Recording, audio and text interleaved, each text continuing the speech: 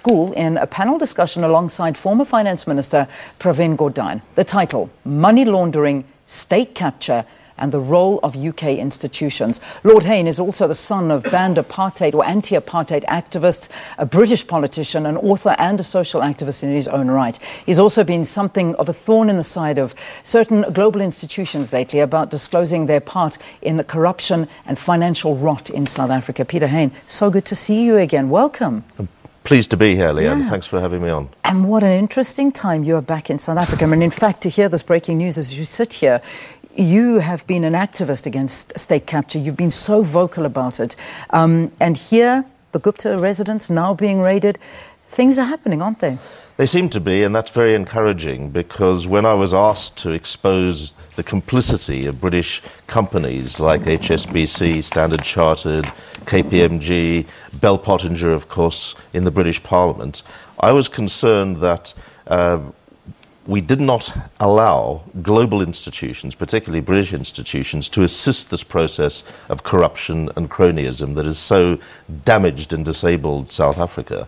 And my message to all of these British companies and global institutions is do not have anything to do with any corrupt state official or any president or any minister or any MP, or you will be damaged. And we saw with Bell Pottinger, once we started attacking them in the British Parliament, and they went bankrupt. Absolutely. And there are still other international companies, Hogan Lovells, the international law firm, they have not admitted to what they've done in whitewashing corruption in the South African Revenue Service. And my message to everybody, don't have anything to do with these enterprises. Yeah. Do not do any contracts with them until they come clean and until they make some compensation and admission for what they've been complicit in. What about the KPMG saga?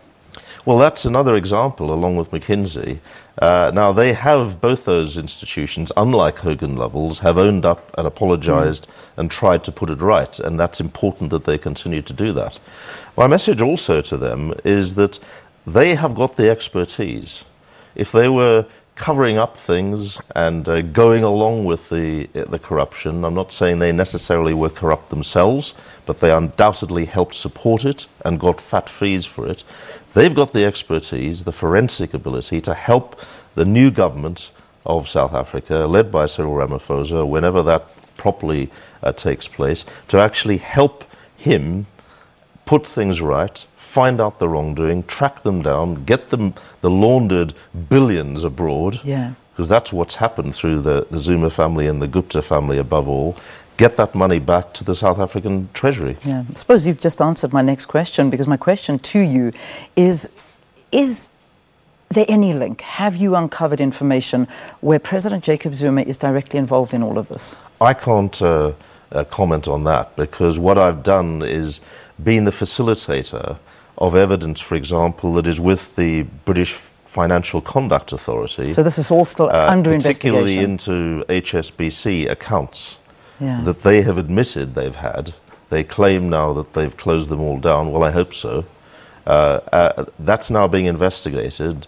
The particular whistleblowers that have assisted me in bringing this evidence to the British Parliament, and I've handed it over, including a bundle of documents and printouts from HSBC, that whistleblower has engaged with the Financial Conduct Authority, and let's hope that the investigation comes to a conclusion in a satisfactory way, because it's not just that it's been damaging the country here, damaging the economy and damaging individuals, it's also that there are international institutions that have helped them do that. Now, I want to talk to you about this conversation that's going to be held tomorrow night, and it's pretty much so, money laundering, state capture, and the role of UK institutions, sharing a stage with our former Finance Minister, Pravin Gordhan, who's been very, very vocal as well against state capture and the role in certain families and the role of our president or whoever is engaged in all of this. I mean, let's talk about the significance of an evening like this. I think it's very important, and I may say that Pravin Gordhan has been the bravest of the brave. He's faced enormous attacks, intimidation, and yet he's continued to expose what's going on and give an authoritative view on it. We also have on the platform Ismail Mombayat, who's the Deputy Director General of the Treasury. That's important. And also organizations like Corruption Watch, Amabungani, and Forensics for Justice that have all been part of exposing what has been going on. And one of the things that gives me great encouragement about the future, Leanne, is that you have very active civil society, independent groups, and media, organs like Daily Maverick and many others, that have actually been on this case. And were it not for that, we would not be where we are now, trying to deal with it. And I hope that the new President, Cyril Ramaphosa, whenever he takes office, that he will work with those civil society groups to make sure that this agenda can be driven forward together, because they have done all the work. And it's very important that they are listened to and brought in to make sure that the job is carried through properly to eliminate this corruption and cronyism from the whole system. Lord Peter Hain, we thank you so much for your time. And more importantly, we thank you for never losing that patriotism to South Africa and fighting for justice here in every single field. Because I think, you know, what you have done has helped South Africa move forward. Thank you very much. Thank you. All right. That's Lord Peter Hain talking to us. He's in the country in his role as a visiting professor at the Wits Business School. Tomorrow, he'll lead a panel discussion with former Finance Minister Pravin Gordhan on the complicity of UK organisations in the looting of state resources in South Africa.